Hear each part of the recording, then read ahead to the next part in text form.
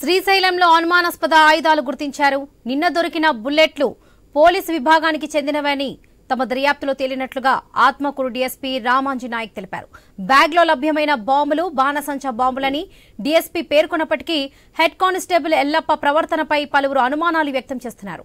వివిధ రకాల తుపాకుల్లో వాడే బుల్లెట్లను సంచిలో పెట్టుకోవాల్సిన అవసరం ఎందుకు వచ్చిందన్న అంశంపై స్పష్టత లేదు. బ్యాగ్లో లభ్యమైన రౌండ్లలో కొన్ని వినియోగించినవి ఉన్నాయి. వాటిని తన సంచిలో ఎందుకు ఉంచారన్న విషయంపైన అనుమానాలున్నాయి.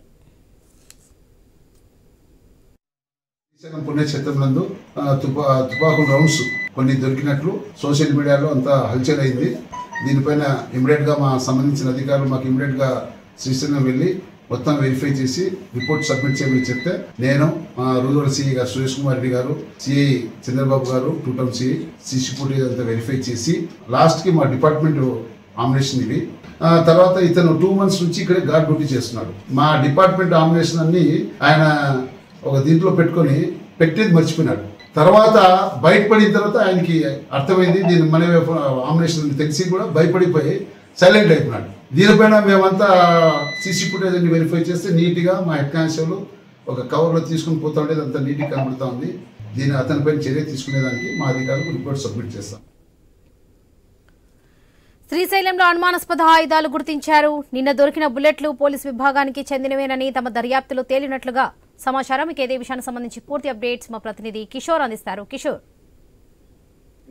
నిన్న శ్రీశైల దేవస్థానం సమీపంలో ఈ యొక్క బుల్లెట్లు కలకలం రేపాయి. పూర్తి స్థాయిలో కూడా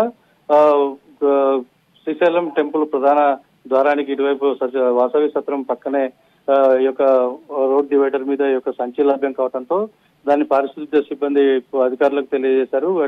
వాటిల్లో బుల్లెట్లు, ఇతర బాణాసంచా సామాగ్రి ఉండడంతో ఒక్కసారిగా కలకలం జరిగింది. అయితే ఈ యొక్క నిన్నంతా కూడా ఈ అంశం మీద పూర్తి హై స్థాయిలో డ్రామా జరిగినట్లుగా మనం భావించాలి. ఎందుకంటే ఈ యొక్క మొత్తంగా కిట్ మొత్తం చూసినట్లయితే పెద్ద బుల్లెట్లు ఒక 4 బుల్లెట్లు చిన్నవి, అలాగే బుల్లెట్ షెల్స్ కూడా అందులో ఉండటం, ఏదైతే బెల్ట్ నడుముకు చుట్టుకునేటువంటి బుల్లెట్ పౌచ్ ఇవన్నీ ఉండటం కూడా పూర్తిగా అనుమానాలకు తావిచ్చింది.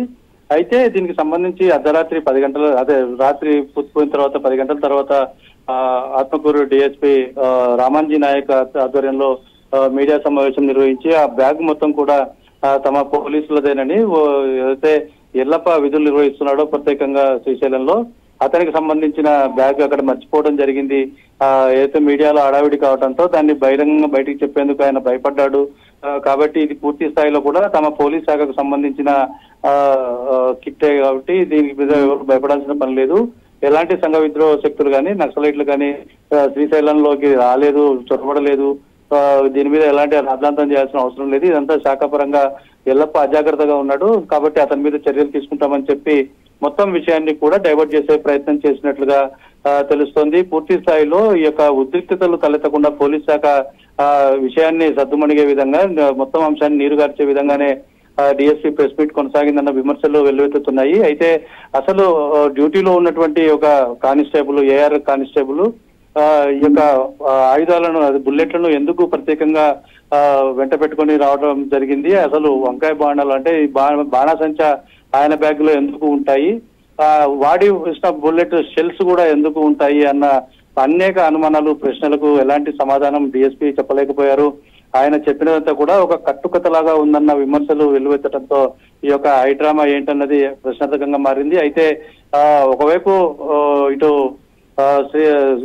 ఛత్తీస్గఢ్ కానీ ఈవైపు మావోయిస్టులు, నక్సలైట్ల మీద పూర్తి స్థాయిలో అణిచివేత ప్రారంభమైన నేపథ్యంలో ఎవరైనా సంఘ విద్రోహ శక్తులు ఇటు తలదాచుకునేందుకు నల్లమల్ల అరణ్యం వైపు వచ్చారా లేదా అన్న అనుమానాలు నిన్న పూర్తి స్థాయిలో కూడా వ్యక్తమైన నేపథ్యంలో పోలీసులు ఈ అంశాన్ని ఎక్కడికక్కడ సద్దుమణిగే విధంగానే ప్రయత్నం చేస్తున్నారని తెలుస్తోంది. ఏదేమైనా పూర్తి స్థాయిలో డిఎస్పీ ఇచ్చిన వివరణ సందేహాత్మకంగా ఉండటంతో దాని మీద పూర్తి వివరాలు వచ్చేంత వరకు వేచి చూడాల్సిన పరిస్థితి అయితే నెలకొంది. Himabindu. Right Kishore, thank you.